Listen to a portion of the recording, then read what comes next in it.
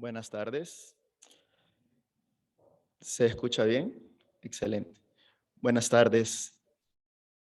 Eh, es un honor para mí dar la bienvenida a la Junta Directiva de la Asociación de Ciencias Neurológicas que nos acompañan, a los colegas neurólogos, tanto nacionales como internacionales, que nos honran con su presencia, con sus ponencias y su saber neurológico, a los médicos que nos acompañan el día de ahora, tanto presencial como virtual. Yo soy Daniel Pereira, soy el presidente actual de la Asociación de Ciencias Neurológicas y realmente es para mí un gusto y un privilegio estar aquí ante ustedes el día de hoy, y no solo ante los que nos acompañan presencial, sino también a los que se han unido por los medios electrónicos a este 11º Congreso Internacional de Neurología para no neurólogos. Este día y los 2 días por venir hemos preparado un programa que está orientado y enfocado para ayudar al médico general, al médico especialista en otras áreas, a psiquiatras, internistas, médicos de familia, a abordar y enfrentar de una mejor manera los problemas de los pacientes neurológicos. La neurología por muchos años ha sido una de las ciencias de la neurología, de la medicina, perdón, que a muchos le huyen. A veces tenemos un poquito de miedo a la neurología por su complejidad, por la diversidad de patologías, pero como Asociación de Ciencias Neurológicas y como la reciente formada Academia de Neurología de El Salvador, es nuestro firme propósito que el conocimiento neurológico sea accesible a todos los médicos, a todo el personal paramédico y a los pacientes y familiares de pacientes que adolecen enfermedades neurológicas para poder enfrentar de una mejor manera sus dolencias. Nosotros intentamos que el abordaje de las enfermedades pueda ser más fácil para un reconocimiento temprano y un tratamiento también temprano de la enfermedad con mejores resultados, referencia cuando amerita al neurólogo, cuando la enfermedad se puede manejar por el médico general, el especialista, pues que sepan y tengan las herramientas para dar un buen tratamiento. Sin más que decir, que externarles mi gratitud y mis felicitaciones a ustedes por el interés a esta ciencia neurológica, que muchas veces es difícil, pero vamos a intentar que sea lo más accesible, lo más llamativo y que todos salgamos de aquí con un poquito más de conocimiento. El arte es amplia y esperamos que con nuestro apoyo, el aporte de este día, pues mejoren su práctica clínica día con día. Muchas gracias y bienvenidos.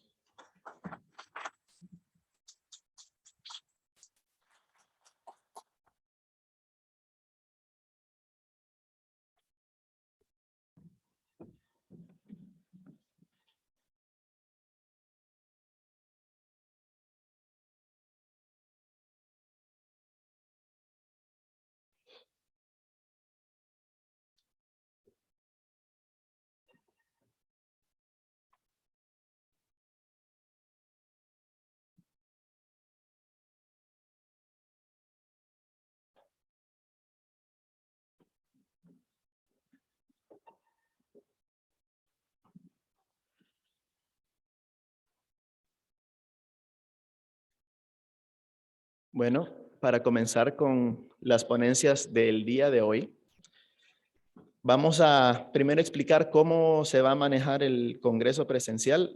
Está dividido en talleres. Los talleres van enfocados hacia abordar una sola patología desde varios ángulos, perspectivas, desde su presentación clínica, tratamiento, para poderlo hacer de una manera más integral. Para comenzar, vamos a hablar acerca del deterioro cognitivo. Este taller fue seleccionado por votación como una de las principales patologías que los médicos generales, internistas y médicos de familia que están en contacto con la Asociación de Ciencias Neurológicas decidieron. Me llama mucho la atención este punto porque ya vamos a ver que deterioro cognitivo y demencias pues viene siendo una de las patologías que van a redireccionar el quehacer neurológico. El aumento de la expectativa de vida nos ha destapado la frecuencia alta de enfermedades neurodegenerativas asociadas con la edad.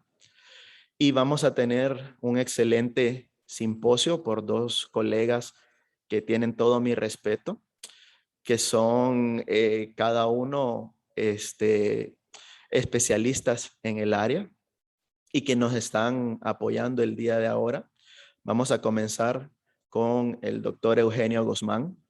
Él es médico neurólogo, especialista, es máster en demencias, que es formado de la Unidad del Salvador de Medicina General, médico internista, graduado del Hospital Nacional Rosales e hijo meritísimo de neurología en el Instituto Salvadoreño del Seguro Social.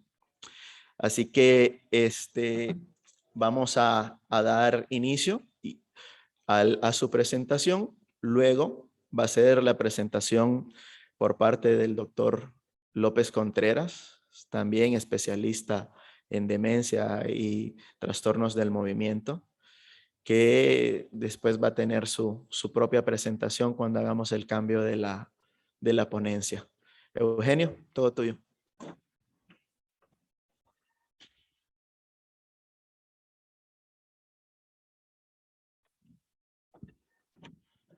Tengan muy buenas tardes. Para mí es un honor inaugurar esta sesión con el objetivo único de ampliar los conocimientos y hacerlos accesibles para que más médicos estemos enterados de las patologías que de ahora en adelante van a ser importantes, dada su incidencia y prevalencia en El Salvador.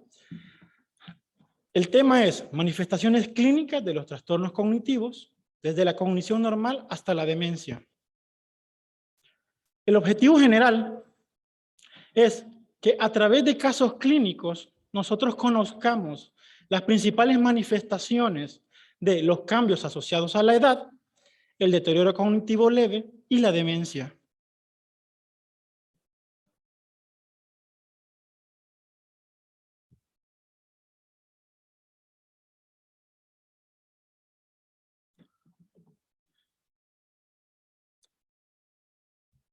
Un momento, por favor, mientras.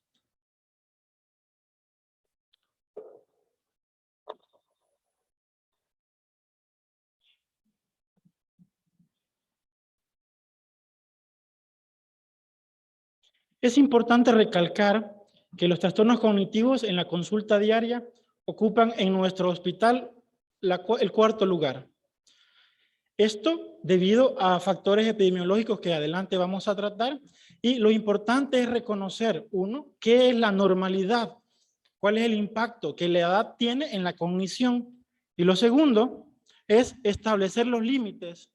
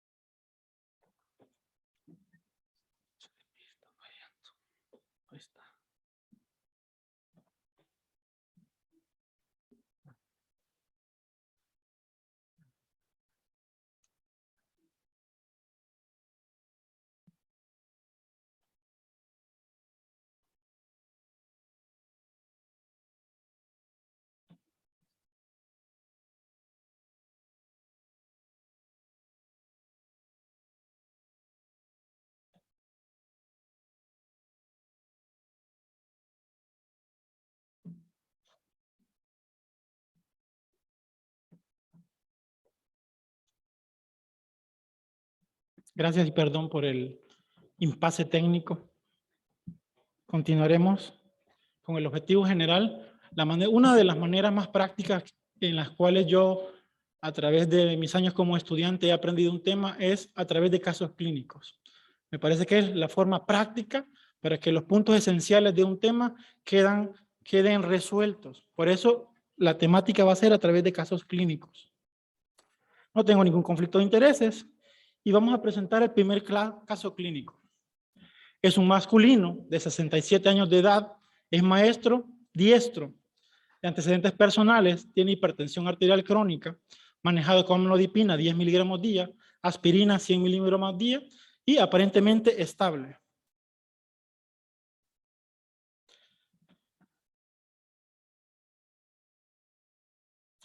Antecedentes familiares, la madre fue diagnosticada con la enfermedad de Alzheimer a los 72 años y el manejo actual que se le da a ella es desconocido. Los hábitos, sedentarismo, tabaquista ocasional, pero suspendió hace 10 años.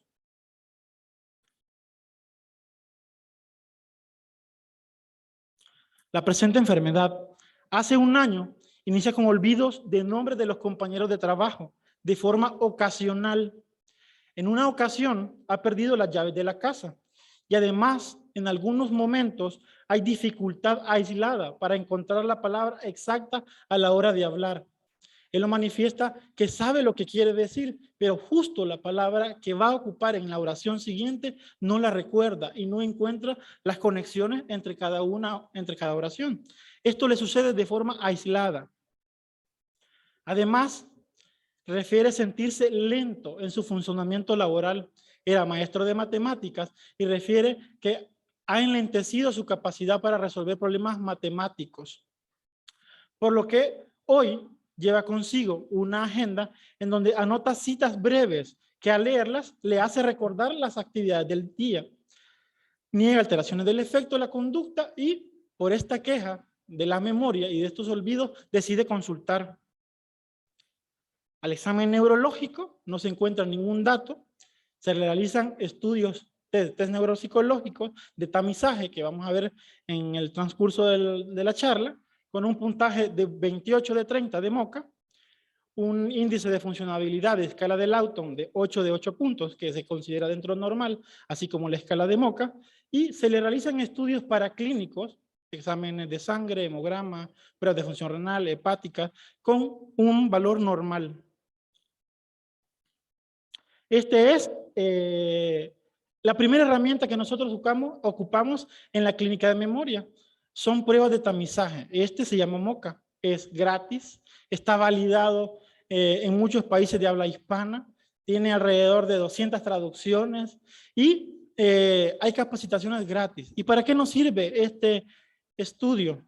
Es muy breve. Se hace con el paciente. Dura más o menos 10 minutos realizarlo. Y nos sirve para poder orientar, tamizar el problema de la memoria o de algunos otros aspectos cognitivos que el paciente refiere. Este fue el que se le pasó a él con una escala de 28 puntos. El valor de corte para los pacientes suele ser 27. Abajo de 27 se considera normal y dependiendo de algunos cortes que vamos a ver adelante, se pueden englobar en patologías distintas. Es decir, que aplicándole el grado de estudio que tenía, ya que él era maestro, la edad, él cae dentro de una categoría normal en el primer estudio de tamizaje. Ahora bien, ¿cuál sería la opción que explique el cuadro clínico del paciente? Es un paciente con cuadro de demencia por enfermedad de Alzheimer, ya que se manifiesta predominantemente por alteraciones de la memoria. Es un paciente con deterioro cognitivo leve, con riesgo elevado de progresión a enfermedad de Alzheimer, porque la mamá fue diagnosticada con enfermedad de Alzheimer.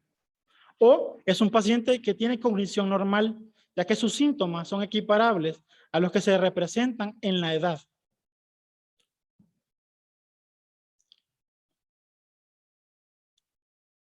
Como vemos pocos, aparentemente era una sesión interactiva. Voy a pasarla, no sé si...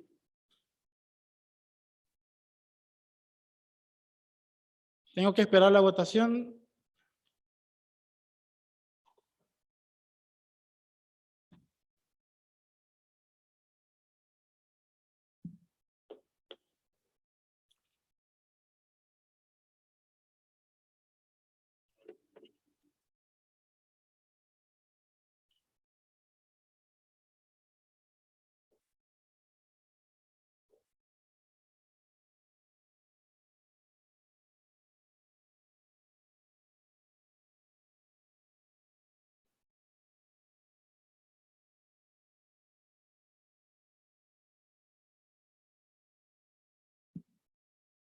¿Ya?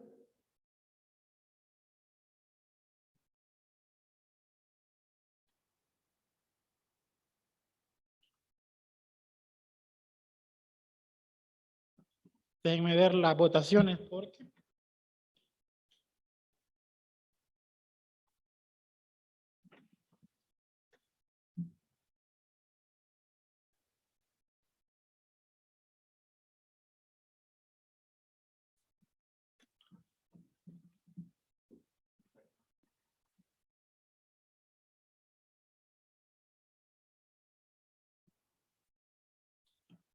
Bueno, regresando, tratábamos de exponer cuál era el enunciado que mejor explicaba el comportamiento clínico del paciente, que se presenta con olvidos infrecuentes, ocasionales, que no interfieren con la vida cotidiana y que específicamente tienen que ver con las habilidades que requieren una manipulación de la información más rápida y poder ocuparla de forma automática hasta cierto punto. Entonces, ante estas tres preguntas, ¿cuál era la respuesta posible? A pesar de que el paciente tenía un familiar que tenía diagnóstico de enfermedad de Alzheimer. La respuesta es que el paciente tiene una cognición normal, ya veremos por qué, ya que sus síntomas son equiparables a los que se presentan con la edad. Justamente este es el primer punto importante en la discusión. Saber reconocer cuáles son los cambios de la cognición normales para la edad y así romper lo que históricamente han llamado demencia senil. Ese es uno de los principales objetivos, ¿no? Es lo primero que tenemos que llevarnos, es que la senectud o el envejecimiento normal no trae consigo demencia. Eso sí, hay funciones o dominios cognitivos que tienen mella con el avance de los años, pero ya vamos a ver cuál es la importancia y qué es lo que nos ayuda a distinguir para decir que hay implicaciones o no en el funcionamiento o la independencia de la persona en su vida diaria. Conceptos claves en la charla. Cognición. Se refiere a todos los procesos mediante los cuales la entrada sensorial, táctil, auditiva, etcétera, se transforma, reduce, elabora, se almacena, se recupera y se utiliza en nuestras diferentes actividades de la vida diaria. Estas pueden ser básicas, estas pueden ser avanzadas e instrumentadas. Y otra cosa muy importante es que vamos a hablar en toda la charla de dominios cognitivos. Los dominios cognitivos son las funciones mentales que nos ayudan en el cotidiano a desenvolver problemas y desenvolvernos en la vida personal. Estos son memoria, cálculo, lenguaje, funciones visoespaciales, visoconstructivas, funciones ejecutivas. Estas son las que nos ayudan a nosotros a planificar, a ejecutar, a iniciar, a tener planes alternativos, a reorganizarnos, entre otras cosas. Y la atención. Y esto es importante porque en el transcurso de la charla vamos a hacer clasificación a partir de la implicación de los dominios cognitivos en la cognición de una persona. ¿Cuál es la importancia de conocer el impacto de la edad en la cognición? Traigo esta primera gráfica para ejemplificar que uno de los principales factores de riesgo inexorable, es decir, que no podemos detener, es la edad, es el tiempo, es el envejecimiento. Para los trastornos cognitivos adquiridos, la edad es el primer factor de riesgo. Esta es una gráfica que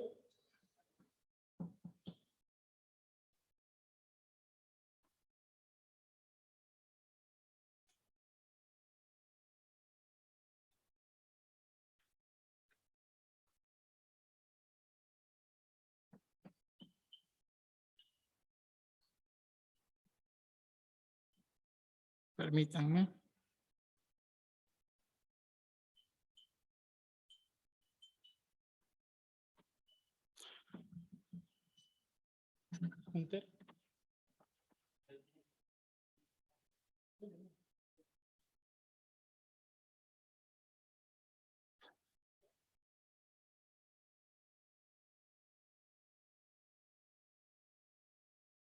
Bueno, trataré de explicarla de la siguiente forma. Esta información fue actualizada hasta el año 2020 y de lo que trata es de que reconozcamos cómo ha aumentado la esperanza de vida de los salvadoreños a través del tiempo. Tenemos en la línea verde la esperanza de vida de la mujer, la línea azul, la de los hombres, y la línea amarilla es la promediada hombres y mujeres en el transcurso del tiempo. Para la década de 1960, la mujer tenía una esperanza de vida de 52.25 años. El hombre una esperanza de vida de 47.72 y acumuladas tenían una esperanza de vida de 49.95.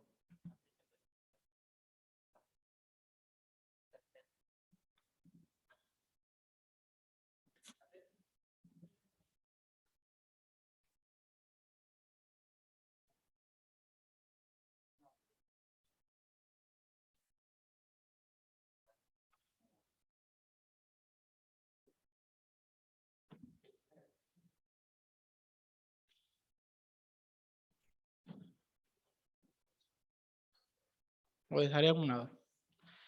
Y lo que vamos a ver es que a través del tiempo, en las décadas, se ha venido sumando mayor esperanza de vida. ¿Y esto por qué es importante? Justamente por lo que les decía al inicio de la charla. El envejecimiento trae consigo la mayor prevalencia e incidencia de enfermedades neurodegenerativas. Y así llegamos que para el año 2020, la esperanza de vida de una mujer salvadoreña era de 78.04 años. Es decir, que aproximadamente en 70 años la esperanza de vida de una mujer aumentó 25 años. En el hombre, no tan lejos, pero de iniciar de 47.72 años a el año 2020 reportado como 68.69 años. También aceptable para el inicio de enfermedades neurodegenerativas. Y a nivel global, una inicial de 49.95 en la década de los 60 y 63.53 absoluta para el año 2020. Esto es importante porque esto va a venir a modificar la incidencia y prevalencia de enfermedades neurodegenerativas, no solo de demencia, sino que de otras enfermedades asociadas a trastornos del movimiento y que van a repuntar en la epidemiología de nuestro país. Primero, tenemos que reconocer que el envejecimiento es un proceso biológico normal y complejo, que permanece pobremente entendido en algunos aspectos. Aún en el envejecimiento cerebral todavía es más, hay menos información sobre qué es lo que acontece. Pero este se caracteriza por un declive progresivo en varias funciones fisiológicas. Y esto resulta en deterioro físico y cognitivo. Si vemos, vamos a ocupar la palabra deterioro. ¿Y por qué decir deterioro? Porque estamos hablando que hay mella o declive de funciones en los dominios cognitivos previamente aprendidos. Entonces, de forma tácita, en alguna bibliografía mencionan deterioro cognitivo leve asociado a que hay pérdida de lo que usted ya aprendió. Ahora bien, cambios con la edad. Primerito, es cierto que los pacientes que envejecen tienen demencia por senil. Hay estudios en donde se ha visto que a nivel morfológico el cerebro disminuye con el tiempo. No solo macroscópicamente, sino que a través de la pérdida axonal y la configuración anormal de neuronas. Estas son pérdidas de las dendritas de las neuronas, pérdida axonal, reposición de lesión axonal y desmielinizante en algunas áreas del cerebro. Y además de eso, pérdida de la densidad sináptica. Y parece ser, según las teorías, que la pérdida de la densidad sináptica es la más importante y la que podría explicar las manifestaciones cognitivas, que después vamos a ver, tienen un declive en los pacientes ancianos o arriba de 65 años. Esta gráfica que vemos acá representa una teoría en donde se especificaba que se creía, o se cree mejor dicho, que cuando una persona pierde el 40% de su densidad sináptica cortical o neocortical, empiezan los síntomas de demencia. Entonces vieron acá e hicieron un correlato en el tiempo y dijeron, bueno, ¿cuánto tiempo tiene que pasar para que una persona tenga algún síntoma asociado a demencia sin tener ninguna enfermedad neurodegenerativa? En la gráfica vemos en la línea negra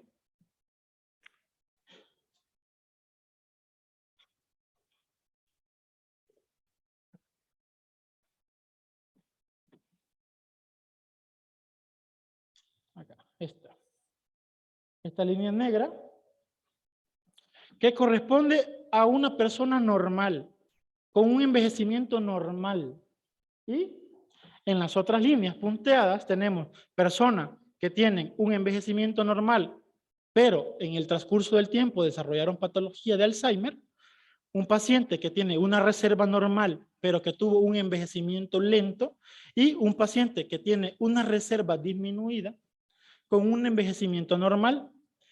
Para responder a la pregunta, ¿cuánto tiempo tendría que pasar para que una persona a través de los años tenga síntomas clínicos asociados a deterioro cognitivo? La respuesta fue 130 años.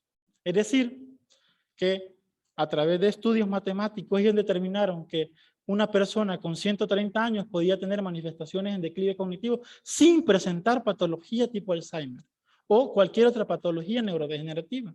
Entonces, es bien difícil suponer que una persona que tenga 70 años y empieza con síntomas cognitivos tiene una patología o una demencia senil. Entonces, ya sabemos que ese término es el primero que tenemos que quitarnos del vocabulario común. La senectud normal no trae consigo demencia. Ahora bien, se han hecho diferentes estudios para abordar y tener parámetros para saber qué pruebas y qué dominios cognitivos se ven alterados. Sin embargo, estudios refieren que hay problemas metodológicos a la hora de evaluar el envejecimiento cerebral y los diferentes dominios cognitivos. Primero, el sesgo de selección. Hay estudios de corte transversal o de corte longitudinal en donde el paciente se le incorporaba y se le diagnosticaba como un paciente cognitivamente normal, pero en el transcurso del tiempo presentaba alguna patología neurodegenerativa. O habían pacientes que se tomaban en estudios de corte transversal que habían vivido en la década de los 60, 70 y que los querían equiparar con pacientes que habían vivido en la década de los 90. ¿Y por qué esto es importante? Porque hay factores externos que van a modificar el envejecimiento normal. Hay factores que ayudan a proteger, por ejemplo, el grado académico. Ya he sabido que la reserva cognitiva tiene mucho que ver con el grado académico de las personas. Igual, los buenos hábitos de salud manifestados como dieta, ejercicio, entre otras cosas, también tienen un impacto positivo en la salud. Entonces, a la hora de equiparar resultados a través del análisis de poblaciones con distintas categorías, era difícil interpretar qué era lo normal en estas personas, ya que tenían patologías o características morfológicas distintas. Otro punto era que los estudios longitudinales de la cognición también estaban sujetos a los efectos de la práctica. ¿A qué se refiere este punto? A través de los años, a los pacientes se les hacían pruebas para diferentes dominios cognitivos. Por ejemplo, se les pasaba una escala para saber cómo estaba la memoria. Y ese mismo instrumento era el que se les pasaba en el tiempo. Entonces ellos dijeron, bueno, ¿qué estamos viendo acá? Que el paciente no modifica su performance porque ya está acostumbrado al examen que le estamos pasando y ya él sabe qué hacer, o estamos viendo estabilidad cognitiva sin ningún cambio. Entonces, estos son algunos de los problemas importantes a la hora de determinar qué es lo normal. Otro es que los estudios de envejecimiento normal pueden complicarse cuando los sujetos son diagnosticados erróneamente como cognitivos normales durante la inscripción del estudio, ya que estos pueden tener en el transcurso del estudio algún cambio en su enfermedad. Sin embargo, a través de la historia se han tratado de dilucidar funciones cognitivas para los dominios cognitivos, los que vimos al principio de la charla. Estas funciones se dividen en cristalizadas y funciones fluidas. ¿Qué son las funciones cristalizadas? Las funciones cristalizadas surgen del conocimiento previamente aprendido, de la experiencia, de los años. Uno de estos sería la memoria semántica, el vocabulario, el lenguaje, que a través del tiempo, el grado académico, entre otras cosas, esto con los años va a mejorar. De hecho, vemos que una persona con mayor edad y todos los factores externos asociados a la educación tiene un mejor vocabulario. Y vamos a ver cada una de ellas. Y vamos a definir qué es una función fluida. Las funciones fluidas son aquellas que necesitamos nosotros para tomar decisiones de forma rápida y así tener algún proceso resolutivo, ya sea del cálculo, etcétera. ¿Cuáles son estas? Velocidad de procesamiento de la información, atención, memoria de trabajo. Estas son algunos ejemplos de las funciones fluidas. Todavía se toman estas alteraciones dicotómicas para saber cuáles son las que van a tener declive con la edad y cuáles son las que se van a mantener constantes. Se dice que las funciones cristalizadas se mantienen constantes desde los 60 hasta los 80 años y llegan con una meseta, que habíamos dicho que van asociadas a lo previamente aprendido.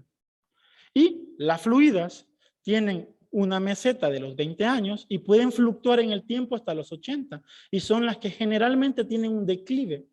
Ahora bien, vamos a tratar de ubicar cada una de los dominios cognitivos en si es una función fluida o una función cristalizada. La velocidad del procesamiento de la información, líquido, es decir, que con el tiempo va a sufrir un declive.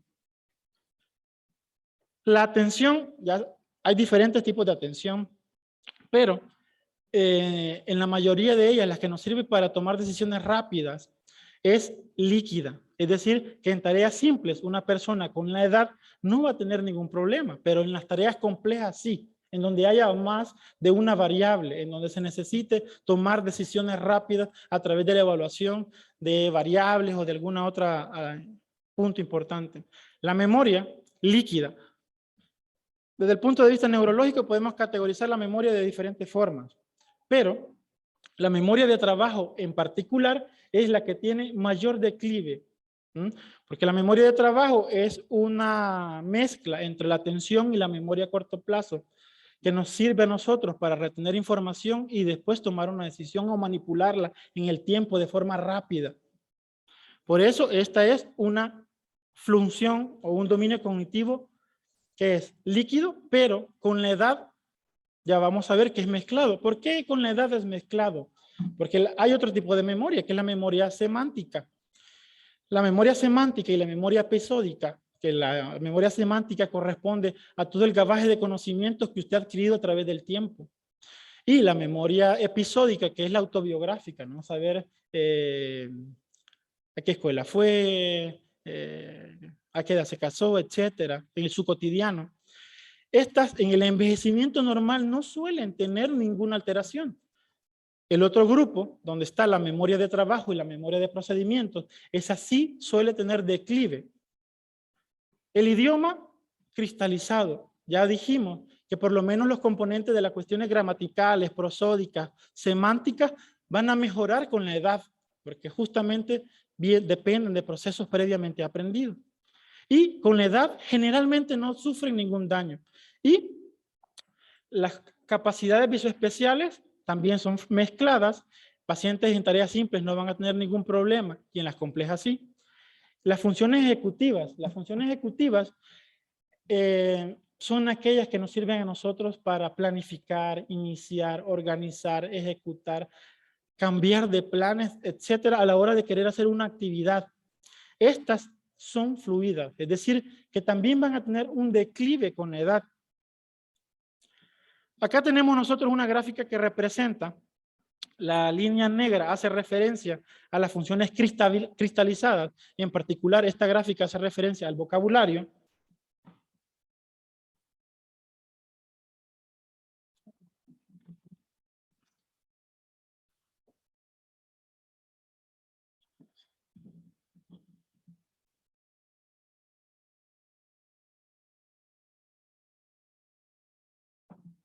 Aquí. Esta línea negra hace referencia a las funciones cristalizadas. En particular el vocabulario. Vemos que con el tiempo ella no empeora. De hecho se mantiene y hace una meseta de los 60 a los 80 años de edad, como previamente habíamos dicho. Y esta podría ser una función prototípica de las cristalizadas, de las habilidades cristalizadas. A diferencia de las funciones fluidas, que están representadas en esta gráfica, en donde tienen su pico máximo de aprendizaje con el tiempo a los 20 años, pero tienen un declive circunstancial. En teoría se sostiene que estas funciones pueden disminuir 0.02% al año. en un envejecimiento normal. Ahora bien, algo muy importante es la memoria y la edad. Tenemos qué es lo que disminuye con la edad, pero qué es lo que permanece estable con la edad. Y esto ya lo vimos y lo revisamos. El recuerdo libre retardado, ese se disminuye con la edad. La memoria de fuentes, es decir, nosotros tenemos información que es parte de nuestro bagaje de conocimientos, pero a la hora de saber de dónde la obtuvimos, se nos hace difícil saber de dónde obtuvimos la información. Esta va a disminuir con la edad. La memoria prospectiva, recordar realizar acciones previstas en el futuro, también va a disminuir. Y de ahí, en el otro segmento de alteraciones de la memoria, que se van a permanecer estables, son aquellas que justamente provienen con experiencia aprendida. En la Asociación de Alzheimer, ellos tienen, bueno, ¿qué es lo normal? Uno, traducido, digamos, con las palabras de nuestros pacientes, olvidarse de vez en cuando de nombres o citas, pero acordarse después de ellos. El paciente te dice, no, es que fíjese que yo tengo problemas del olvido, se me olvida dónde dejé la llave o se me olvida qué actividad iba a hacer, pero medio me acuerdo, tengo alguna pista y ya sé qué es lo que me toca hacer. Hacer errores de vez en cuando al sumar, como nuestro paciente que decía que en algún momento se le olvidaba de forma ocasional los nombres de sus compañeros, que los procesos matemáticos rápidos que antes podía hacer a velocidades mayores habían disminuido. Desarrollar maneras muy específicas de hacer las cosas y enojarse cuando la rutina se interrumpe. Confundirse sobre el día de la semana, pero darse cuenta después. Tener dificultad a veces en encontrar la palabra exacta a la hora de hablar, así como el paciente. Es decir, nuestro paciente tenía cambios asociados a la edad. Y también esto, ¿de qué depende? Del impacto que tenga en nuestro cotidiano. Es decir, en nuestras habilidades, en nuestra actividad de la vida diaria. A forma de conclusión del primer caso, podríamos decir que el proceso normal de envejecimiento está asociado con la disminución de ciertas habilidades cognitivas. ¿Cuáles? Velocidad de procesamiento de la información, habilidades de la memoria, en particular de la memoria de trabajo, lenguaje, visoespaciales y funciones ejecutivas. Pero aquí viene lo importante. Estos cambios son pequeños y no deberían resultar en un deterioro en la función del paciente. Es decir, si el paciente se queja de problemas de la memoria o de problemas de cualquier otro dominio cognitivo, esto no debería de repercutir en su vida, en su performance laboral. Él tendría que tener alternativas para poder llevar a cabo sin ningún problema sus trabajos. El caso número 2 es una paciente femenina, tiene 63 años de edad, es secretaria, con 13 años de escolaridad, diestra, diagnosticada con diabetes, aparentemente controlada, con hipotiroidismo manejada con levotiroxina, 100 microgramos al día, no tiene ningún antecedente contributorio y nada más es obesa. En la presente enfermedad tiene 2 años de un inicio insidioso y progresivo de olvidar dónde coloca las llaves de la casa. Realiza preguntas repetidas sobre hechos recientes. Acusa tener episodios en donde necesita corroborar más de una vez la tarea a realizar. Hace 1 año refiere que debido a estos cambios que ha notado, se siente triste. Sin embargo, en el trabajo aún no le han llamado la atención, ya que logra realizar sus actividades sin ningún problema, debido a que ella realiza grabaciones diarias para acordarse de qué es lo que tiene que hacer. Y en casa, ella se encarga de administrar los recursos de la casa, los económicos, paga los recibos, va a la despensa, realiza los quehaceres domésticos sin ningún problema. Se examina, tiene un examen neurológico normal, otra escala que vamos a ver adelante, que es Bartel, que son escalas de funcionabilidad normal, Lawton, que son actividades de la vida diaria, 8 de 8, normal, y exámenes paraclínicos normales. ¿Qué recomendaríamos a la paciente si viene a consultar a nosotros con estos síntomas? 1. Necesita una evaluación neuropsicológica para documentar objetivamente si existen alteraciones cognitivas. 2. Ya que no afecta la independencia en su vida diaria, no necesita ninguna evaluación. O 3. Son cambios asociados a la edad y podrían explicarse con el envejecimiento. Vamos a esperar la votación nuevamente.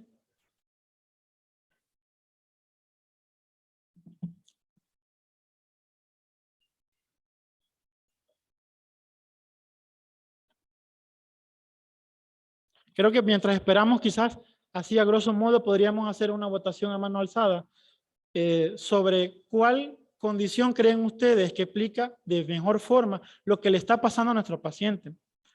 Vamos a votar quién piensa que el literal A es en donde necesita una evaluación neuropsicológica para documentar si en realidad existen alteraciones cognitivas. ¿Quién levanta la mano para la A? Ok. B es, ya que no afecta la independencia en las actividades de la vida diaria, no necesita ninguna evaluación. Literal B, ¿quién se decanta por esta opción? Literal C, son cambios asociados a la edad y podrían explicarse por la senectud. ¿Quién se decanta por esta opción? 1. Ok, muy bien.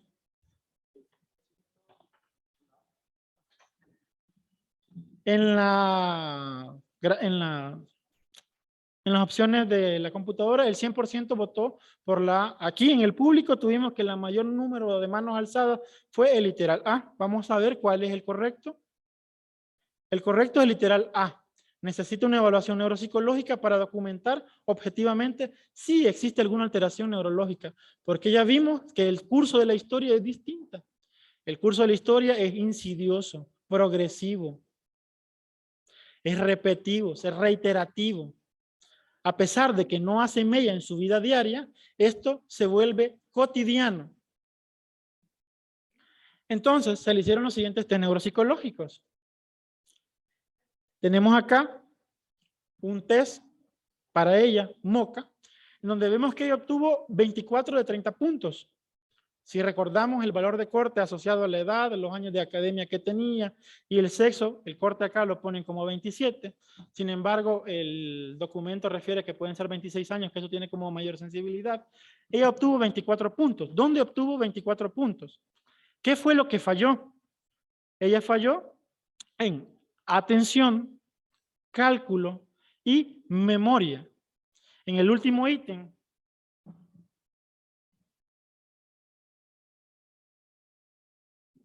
que es este de acá, a grosso modo trataré de explicar en qué consiste el ítem. Al inicio del instrumento, usted le dice, tiene que memorizarse 5 palabras. Y después de continuar con el screening, le dice, ¿usted se recuerda las palabras que le mencioné? Si la persona se recuerda de forma espontánea, se puntúa sí, si se recuerda. Y cada palabra recordada sin ninguna pista es un punto, es decir, que está normal. Ella, al preguntársele que si se acordaba de las palabras que se habían mencionado, dijo que solo se acordaba de una. Y al darle pistas por cada palabra, se recordó de las 4 palabras que ella tenía. Esto nos orienta, porque el hecho de que la persona se recuerde a la hora de darle una pista, habla de una área muy importante, que es la recuperación o la integración hipocampal.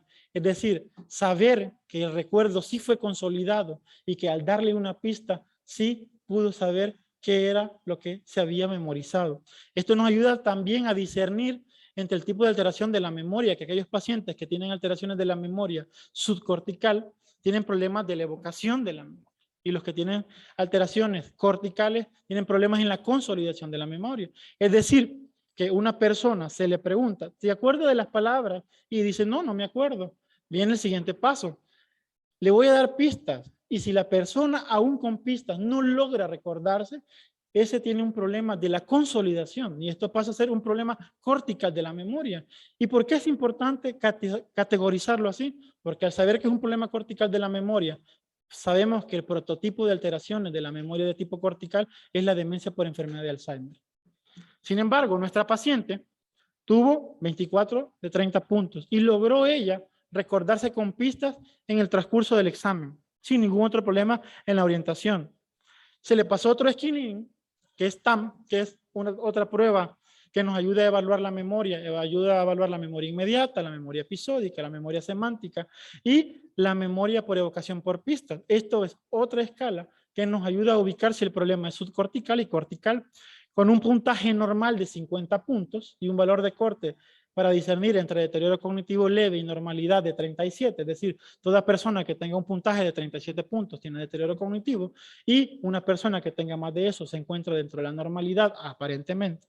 Y también ayuda a discernir pacientes con enfermedad de Alzheimer.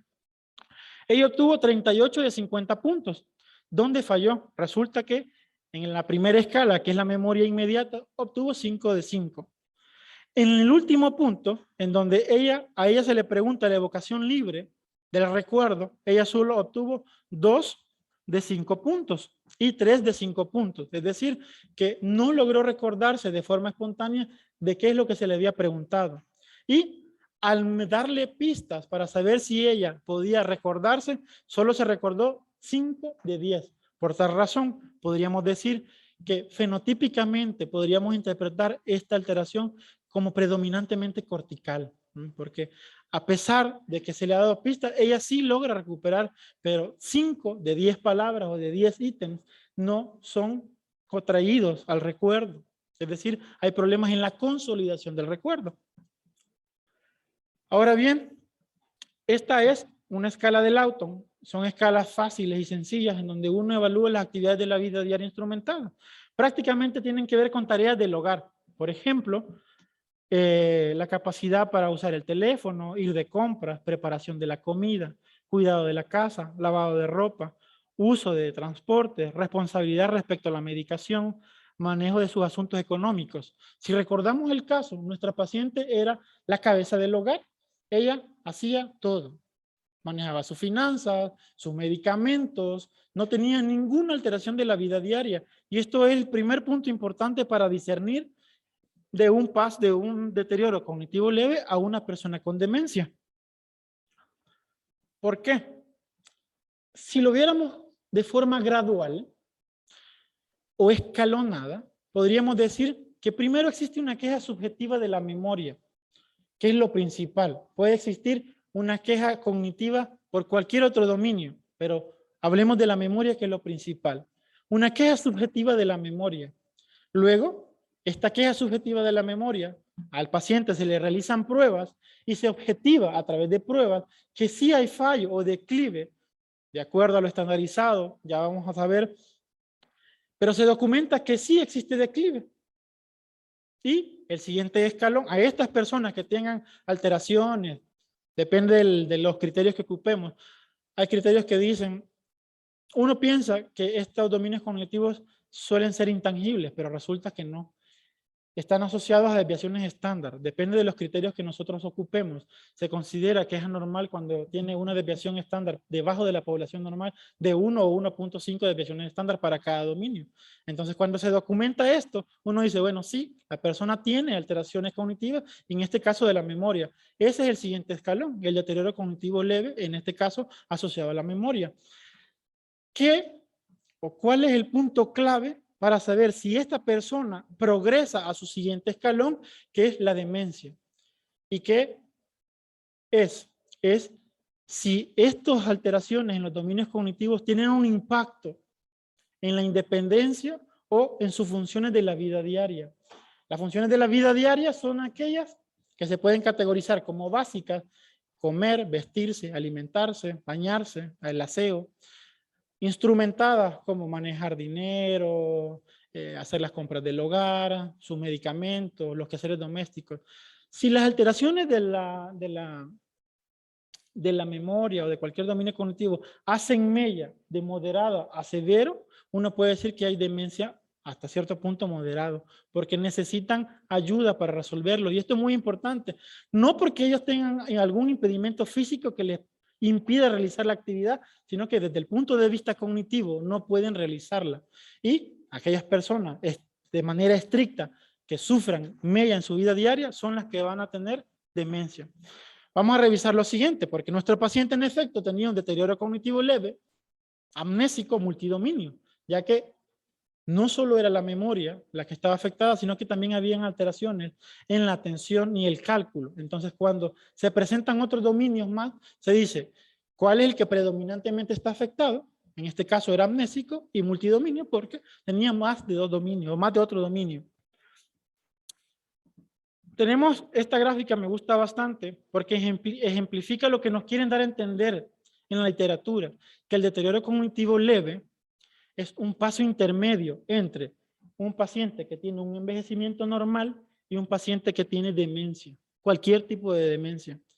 Es común entre las personas por encima de los 60 años, con una prevalencia de 7 a 25%, y incrementa en poblaciones con bajo nivel académico, y eso es importante para nuestras poblaciones, ya que nosotros, como países de Latinoamérica, tenemos muchas cosas sociodemográficas y económicas que van a aunar a la incidencia de este tipo de enfermedades. Según algunos estudios, es más prevalente en hombres. Resulta ser que también, cuando hablamos de deterioro cognitivo leve, estamos hablando prácticamente de un síndrome. ¿Por qué un síndrome?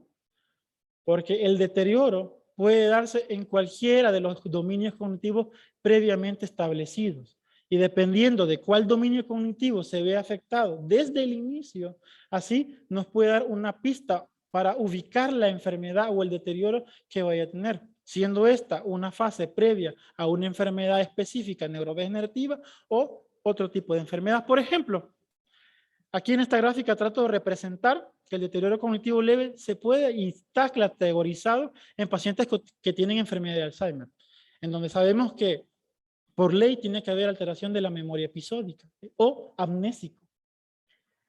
Hay pacientes que también tienen otro tipo de alteraciones de los dominios cognitivos y depende del dominio cognitivo afectado, uno puede categorizar y orientarnos. Por ejemplo, pacientes que tienen alteraciones de la conducta de forma inicial, ya sea que tengan pérdida de la empatía, apatía, desinhibición temprana, cambios conductuales iniciales, pero que sus otros dominios cognitivos, la memoria, la atención, la función ejecutiva, se encuentren preservadas. Esto son otros indicios de que una persona que todavía no haya hecho impacto o no haya habido impacto en su vida diaria, pueda tener un deterioro cognitivo de una demencia frontotemporal, en donde el canon de la demencia frontotemporal son las alteraciones conductuales.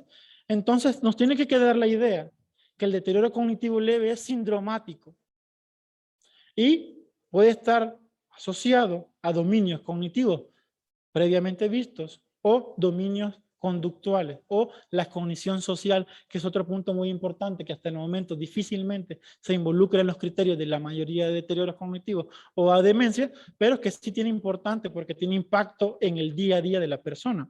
Sin embargo, todos estos deterioros cognitivos, TNL significa trastorno neurocognitivo leve o neurocognitivo leve. Ya vamos a ver que hay diferentes esfuerzos y diferentes grupos que tratan de tener sus criterios para cada enfermedad. Sin embargo, el DSM-5, ellos dicen, bueno, ocupemos esta categoría de llamarlo trastorno neurocognitivo leve y nos ayuda a discernir. Independientemente de qué criterios ocupemos para cada enfermedad, todos comparten las mismas características o algunas características, por lo menos una función cognitiva anormal en una o más dominios. 2, que es el punto importante, preservación de la independencia en actividades de la vida diaria. Es decir, no hay mella en la funcionabilidad de la persona. Y 3, no cumple criterios para demencia. Independientemente de qué criterios nosotros ocupemos, todas estas características los cumplen aquellos pacientes que tienen deterioro cognitivo leve. No vamos a revisar todos los criterios para todas las enfermedades porque serían varios temas, pero aquí tenemos una gráfica en donde se nos trata de ejemplificar a través de cuál es el dominio más frecuente alterado, pues es la memoria, ¿no? Entonces te dicen, ¿y por qué la memoria? Pues porque cuando hablamos de enfermedades neurodegenerativas asociadas a demencia, el 80%, 70% de pacientes tienen patología tipo Alzheimer. Y la piedra angular de ellos es la pérdida de la memoria. Entonces, hay muchas formas de querer clasificar el deterioro cognitivo. Una de ellas es a través de si hay daño o no de la memoria, como previamente habíamos dicho. Dice aquí, normal para la edad, no tiene demencia, declive cognitivo, esencialmente funcional en su vida diaria. ¿Tiene daño de la memoria? Sí, se categoriza como un deterioro cognitivo leve, amnésico. Si no, es no. Si el deterioro cognitivo leve es único, se llama deterioro cognitivo leve amnésico. Nada más. Si este deterioro se acompaña de afección de otros dominios, se llama deterioro cognitivo amnésico multidominio. ¿Por qué es importante? Porque esta tipificación nos va a ayudar a poder ubicarnos en patologías. Por ejemplo, si vemos nosotros, con el puntero voy a señalar acá, paciente que refiere tener alteración de la memoria y exclusivamente es amnésico, uno tiene que pensar en que la patología probable puede ser degenerativa tipo Alzheimer. Si el paciente tiene deterioro cognitivo amnésico, pero es multidominio, se nos abre otra gama de manifestaciones clínicas, Alzheimer, demencia o deterioro cognitivo asociado a cambios vasculares, depresión. En el otro brazo de los dominios cognitivos, que no son amnésicos, como vemos acá, no hay daño amnésico, pero hay afección de alguno de los dominios, ya sea lenguaje, funciones visoespaciales, funciones ejecutivas. Si hay alguno, se llama deterioro no amnésico, monodominio. Y pondríamos, por ejemplo, si es de lenguaje. ¿Para qué nos sirve identificar este tipo de alteraciones? Porque hay patologías degenerativas que se presentan de forma inicial con alteraciones del lenguaje. ¿Cuáles son estas? Las afasias primarias progresivas, en donde lo que se espera es que haya conservación discreta de la memoria y de algunos otros dominios cognitivos. Y esto nos va a ayudar acá. Entonces acá te dice, dependiendo del dominio cognitivo que encuentres, uno puede pensar en que es una patología asociada a degeneración frontolobar o enfermedad de Alzheimer en variantes atípicas. Ese es otro mundo, otra.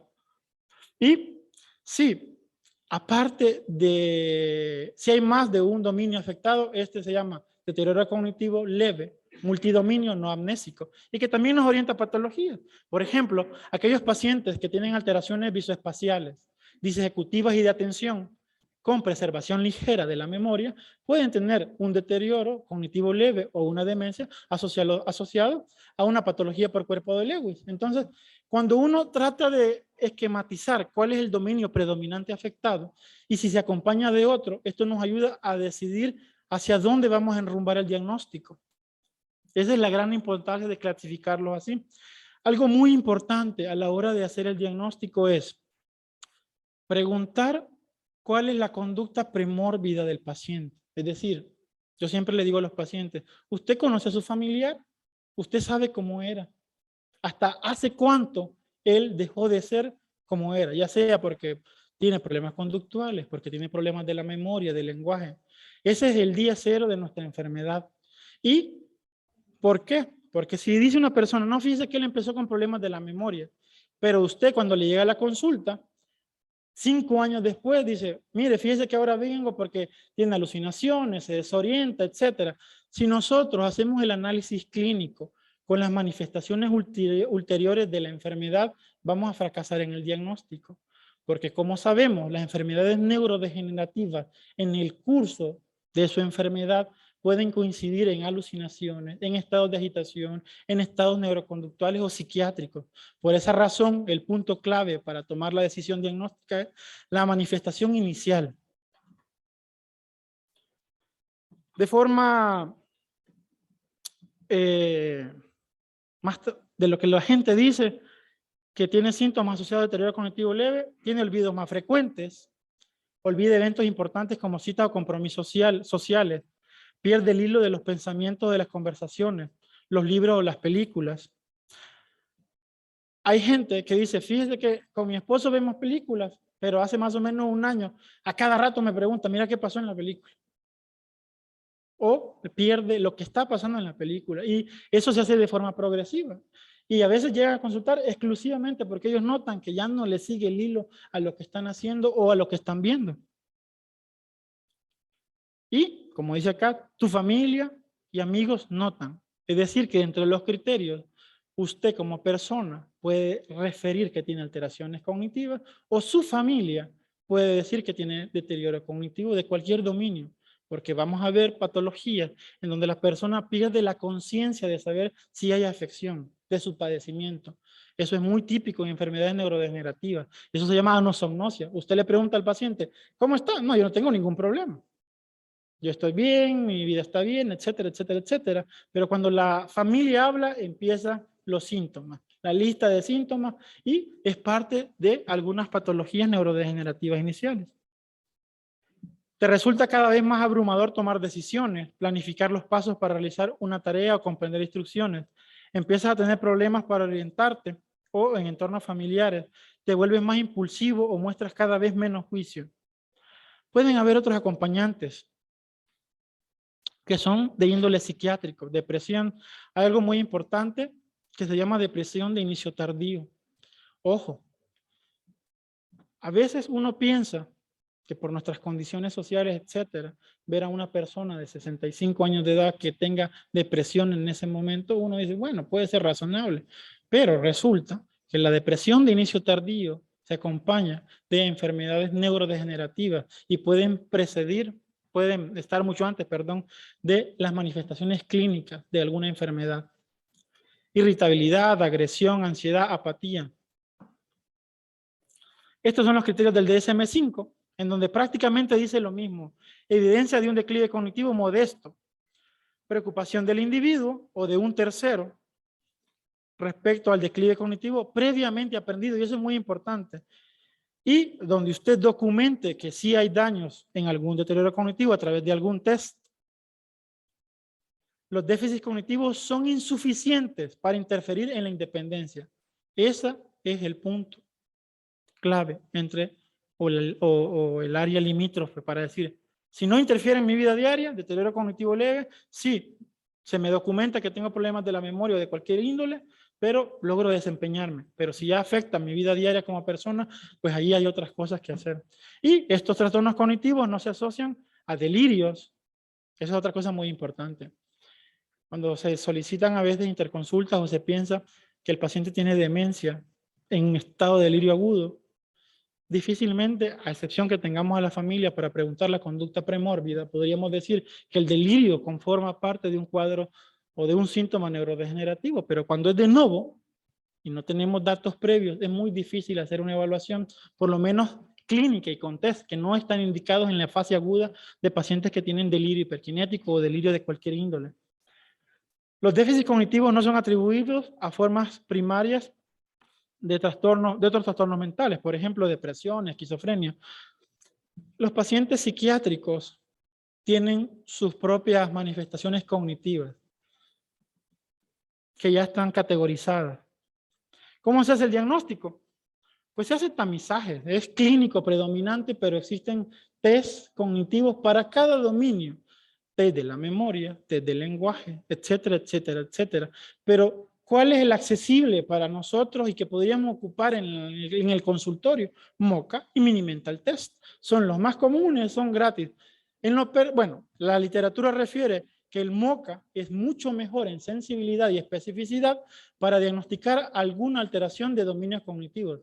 A diferencia del Mini-Mental Test. El Mini-Mental Test es una prueba de tamizaje que quizás tiene sensibilidad para aquellas patologías tipo Alzheimer, pero al no evaluar funciones ejecutivas, al no evaluar otros procesos, todas las patologías no Alzheimer se pierden. Es decir, que el que yo les recomiendo revisar para tamizar, para hacer tamizaje, es el MoCA. Acá tenemos que tiene una sensibilidad de 80 a 100 y una especificidad del 50 a 75. Y estas son otras escalas que nos sirven para evaluar la capacidad funcional, Lawton y Brody, que fue la que yo le especifiqué. Y algo muy importante, el curso clínico de los pacientes que tienen deterioro cognitivo. ¿Qué va a pasar? Al año eso puede revertir, el 34% puede estancarse ahí en los primeros 3 años después del diagnóstico, y de un 5 a 10% hasta 15% puede progresar a demencia de cualquier tipo. Y eso sería todo.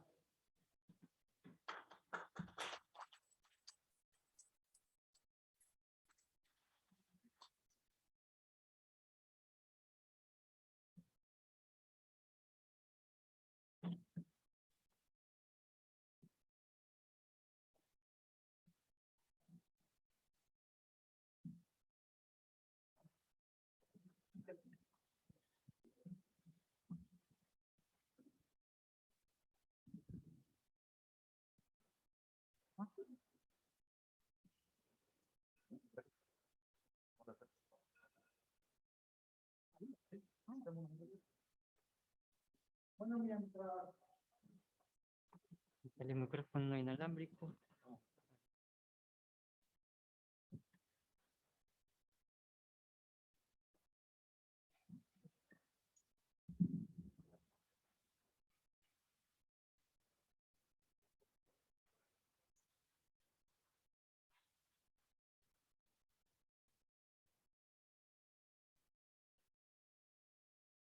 Uno, dos, uno, dos.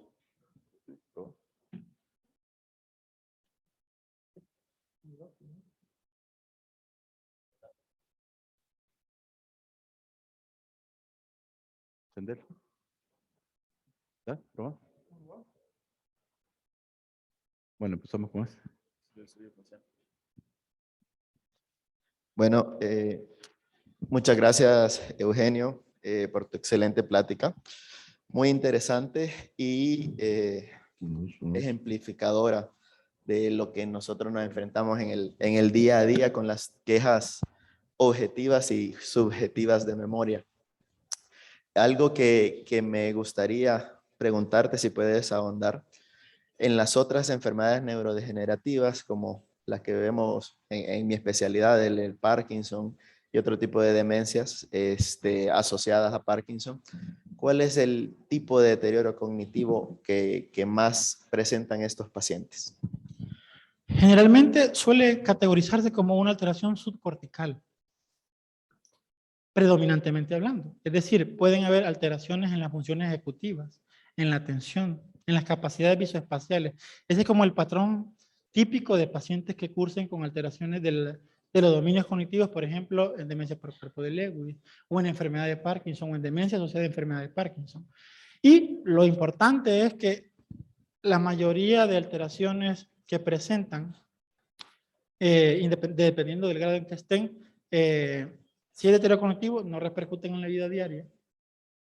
Y si es demencia, sí repercuten. Y hay ligera preservación de alteraciones corticales. Por ejemplo, no van a tener estas quejas principales de la memoria en su grado inicial, porque a medida avance la enfermedad, sí se van a presentar fallos de la memoria, sí se pueden presentar fallos visoconstructivos o de cualquier otra índole.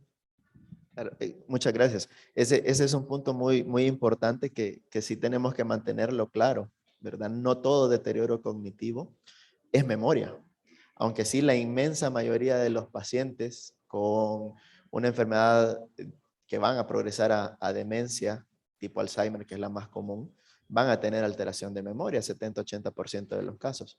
Pero muchos otros pacientes con otro tipo de enfermedades van a tener otras manifestaciones, los cambios de conducta, ¿verdad? Que ve el familiar más que todo.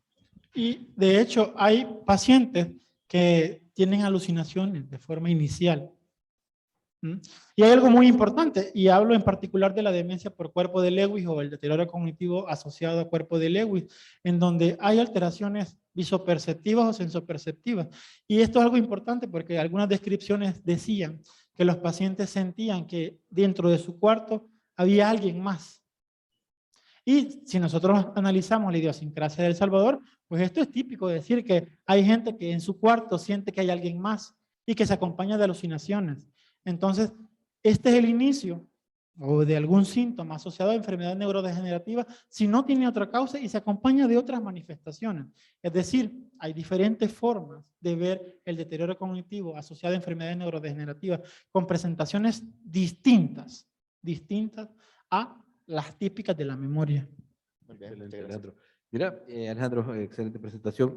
Y estos pacientes que tienen este deterioro cognitivo más ejecutivo, para rehabilitarlos, si trabajamos más en ejercicios físicos de coordinación, ejercicios físicos más de movilizar más su cuerpo, ¿verdad?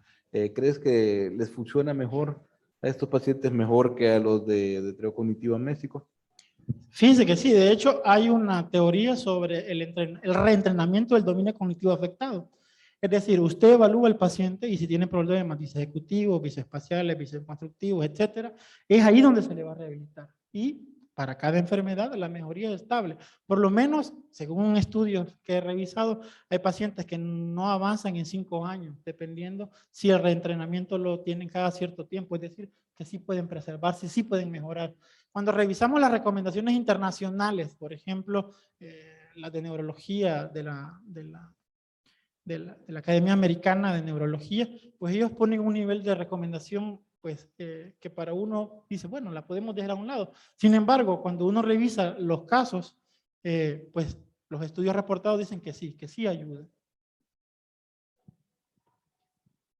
Por lo menos a mantenerse estables. Eso es una cosa muy importante. Ok.